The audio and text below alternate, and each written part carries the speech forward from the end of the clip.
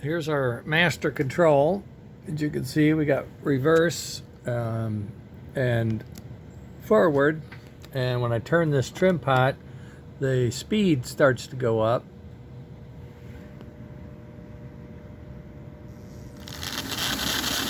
And the motor runs. And it's running off this tender. And the only power to any of this thing is from this 15V. That's it. Okay? Now it's running slow, and if I turn up the transformer, you'll hear it speed up. We're just running at slow speed now to do testing. We don't really want to fry anything, we just want to test it. So I come to a halt, I push it in reverse, I turn the trim pot, and we're going backwards. So we have it working, but it's a little flaky, I have to say. I've had to replace this board. I've had to replace this board.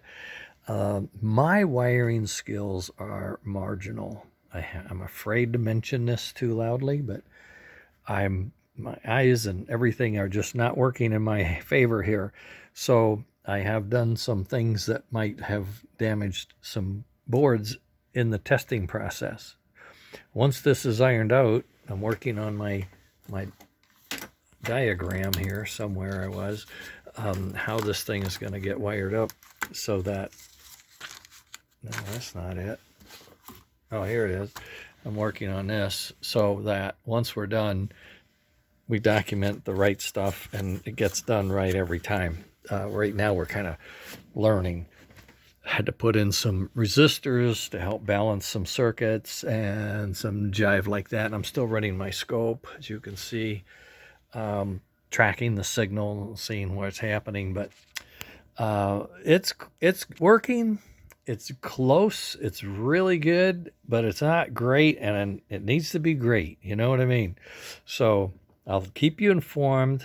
I'm out of time. I got to get upstairs. Not going on the rails today. It's on test track, but it's not on the layout for sure. All this stuff hanging off of it would be a little tough.